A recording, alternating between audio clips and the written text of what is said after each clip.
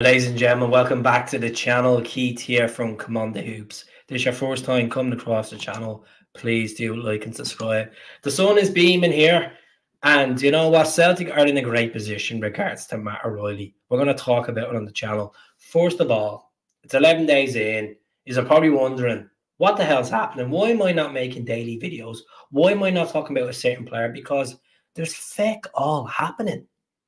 We've been linked with a wholesale of keepers, but we're not buying anyone. We've got rid of two wingers. We're not getting anyone.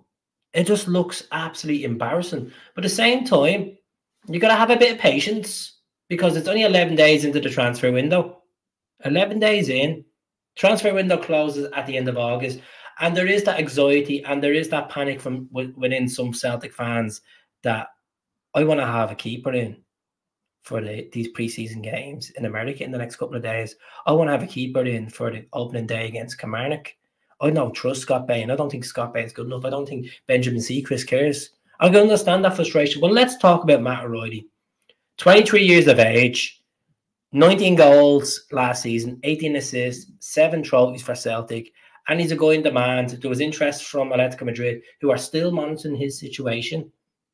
There's been interest from AS Roma, interest from Southampton, which they want to throw a 20 million bid on the table. Reports from down south, and Leicester City are monitoring the situation, which Brendan Rodgers will turn around and say, "Here, look, don't go there. Stay with us. I work there. You know, the grass is always green on the other side." Yeah, Brendan won a couple of trophies there, but let's be honest. So the latest team that actually have officially placed a bid, thanks to FABRIZIO Romano, showing the tweets earlier on, ATALANTA have placed a bid of £15 million for Matt O'Reilly. The only reason I'm putting £15 million probably because he wasn't in the Danish squad for the Euros.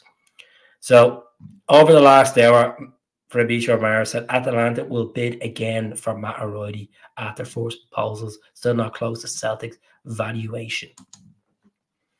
What's his valuation, folks, in the comments? What is Matt O'Reilly's valuation?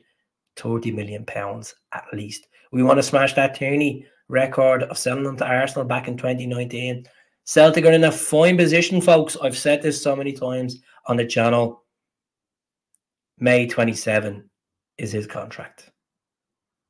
He played last night against Queen's Park, scored last night, captained the team, and he's only back from obviously being in India, taking a bit of holidays away, and doing good. There hasn't been much activity in this window because some players are still away.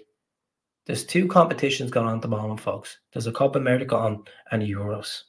And Celtic, and there's players still away on holidays. This is why there hasn't been players brought in just yet. It isn't good enough in some fans' eyes that we haven't brought a new keeper in. We haven't got Peter Vindal from Sparta Prague. And Peter Vindal is going to be a tough one to get, to be honest, because he only signed for them this month on that obligation to buy deal that was with AZ Alkmaar for £3 million. It's going to be £5 million to get Peter Vindal, the Danish keeper, to be honest, which is looks like a really good prospect. I've discussed them so many times at the channel. The left back situation, Verde Bay, looks like he's going to Argentina. He's going to leave. He's going to leave Brazilian football, which he's only played 2 games for. And he looks like he could be going to Argentina on a permanent basis, which will be spectacular. We do need to strengthen that back, let's be honest. We do need a centre-back as well. Naroski, not good enough for Celtic. Injury prone.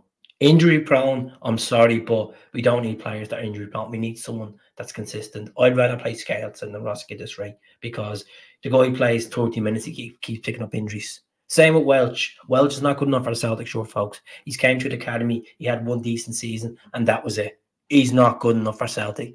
Get rid of him. Get rid of him. Get rid of Seacrest. Get rid of Mikey Johnston. Get rid of Kowabashi. Get rid of them. You know, who has really impressed me so far in the last 2 games is Bosun Lal. I think Bosun Lal against Ayr when he came on the second half was brilliant. He's played well in the first half as well against Queen's Park yesterday. And this is a guy I do think there's a career from a Celtic playing in that first team. You know, obviously transforming from centre back to defensive midfielder or attacking midfielder has benefited him at Fleetwood, at that stint at Fleetwood. Scoring 5 goals as well. we really need to get players in. And I'm not saying it in a panic tone. I'm saying it in a, let's be ambitious here. Money there. Go out and identify a keeper. Michael Nicholson was shouted at from the blocks near Hampden yesterday. When are we going to sign a new keeper? And he's just laughing at the guys. Like, this is not good enough. It is not good enough in standards. I'm not saying sack the board, because I've seen Instagram pages saying sack the board. Very premature. That type of pictures and motions is not good enough. That comes across fans that haven't been there in the 90s, that can't deal with when the shit is bad. The shit is not bad, folks. The shit is not bad. We're not in a position here where we're sixth in the league. We've lost 3 or 4 games. Football hasn't been kicked yet this season. It's only pre-season. Loads of business to be done, folks. Loads of business to be done. But we do need to clear out the deadwood. The James McCarthy's, the Mikey Johnsons, the Naroskis, the Larga Bielkas, as much as I don't want Larga Bielka, the Stephen Welches, the Berda Bays, they need to be cleared up. And take the money for all, let him go. So we're not going to sell Matt O'Reilly for 15 million quid. It's going to have to be 30 million, and then we'll bite our hands and let him go. Let me know in the comments what you think of this.